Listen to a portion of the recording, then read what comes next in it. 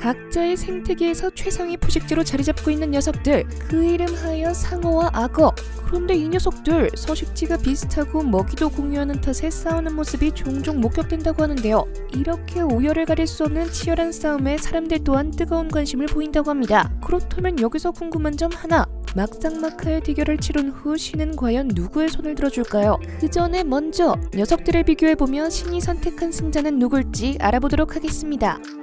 첫 번째는 바로 스펙. 백상아리와 바다악어를 대상으로 비교해봤을 때 백상아리의 최대 길이는 6.1m, 바다악어는 6.3m로 바다악어가 조금 더 길었는데요. 하지만 그에 반해 백상아리의 최대 무게가 무려 1900kg을 차지하며 바다악어의 최대 무게인 1360kg을 가볍게 이겨줬습니다. 스펙에선 살짝 바다악어가 뒤지는 것 같지만 이것만 가지고는 판단할 수 없으니 이번엔 신체 능력을 두고 비교해보겠습니다. 먼저 근육량을 따지자면 백상아리의 근육량은 약 70%, 바다악어의 근육량은 50% 정도라고 하는데요. 그러나 바다악어는 파충류라는 거, 파충류의 근육은 포유류의 근육보다 무려 4배에 달하는 힘을 낼 수 있을 정도로 강하다는데요. 심지어 각각의 근육을 어느 용도로 사용하느냐에 따라 세기가 달라진다고 하니 백상아리보다 근육량은 적은 대신 근육은 아주 요긴하게 쓸 수 있는 녀석이다 이겁니다. 또한 단순 턱 힘만 놓고 따져보자면 바다악어를 따라올 자가 없다는 말씀. 3중으로 구성된 턱뼈와 함께 골격근도 크게 발달되어 있기 때문에 이 넘사벽인 턱 힘으로 대형 물속,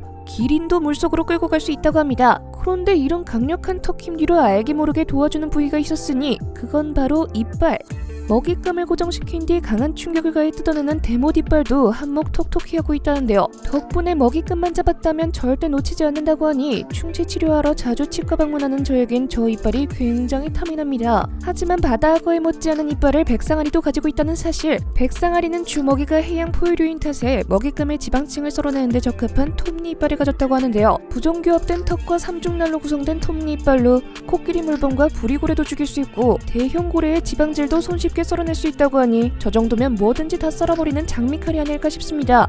스펙도 신체 능력도 알았겠다. 그렇다면 이쯤에서 절대 빼놓을 수 없는 공격 방법을 살펴봐야겠죠. 먼저 백상아리는 단번에 수면 위로 솟구쳐 몸체를 분쇄하는 이른바 폴라리스 브리치 공격을 한다는데요. 이 공격에 어지간한 먹잇감은 반토막이 날 정도로 굉장한 위력을 선보인다고 합니다. 그에 반해 바다악어는 0.5초 만에 자동으로 턱을 닫을 수 있는 일명 데스롤 공격. 그 이후 곧바로 물고 있던 먹잇감을 대못 이빨로 회전해서 머리통을 뜯어낸다고 하는데요. 아무리 큰 상어라고 하더라도 이 기술에 걸리면 절대 무사할 수 없다는 점. 그러나 백상아리는 햇빛으로 바닷물과 일치하는 여기형 보호색을 가지고 있어 이런 점을 이용해 기습을 하는데 유리한 조건을 가지고 있다고 합니다. 이렇게 상어와 악어를 놓고 비교해보니 정말 한 치 앞도 물러설 수 없는 능력을 가졌는데요.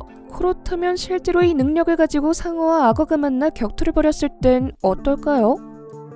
여기에 호주의 한 강에서 포착된 희귀한 장면이 있습니다. 관광객에 의해 근접 촬영된 이 사진은 브루투스란 이름으로 유명한 5.5m 거대 바다악어가 황소상어를 사냥하는 모습이 담겨 있었는데요. 당시 관광객들은 강둑 주변을 서성이던 브루투스의 입안에 황소상어가 있는 걸 목격한 후 큰 충격에 휩싸였다고 합니다. 곧바로 그 장면을 순간 포착한 관광객은 그때 상황을 전하며 보트가 다가가자 바다악어가 황소상어를 입에 문 채 물속으로 들어가고 있었다라고 말했습니다. 이 희귀한 야생동물의 싸움이 상어 대 악어로 소개되며 전문가들은 황소상어에게 앞발을 잃은 브루투스가 복수를 한 것 같다고 추측했는데요. 실제로 바다악어는 상어 중 특히 황소상어와의 충돌이 잦은 편이라고 합니다. 그 이유는 바로 테스토스테론 수치가 높은 황소상어가 상대가 강하건 위협적이건 빠꾸 없이 돌진하는 성격을 갖고 있기 때문이죠.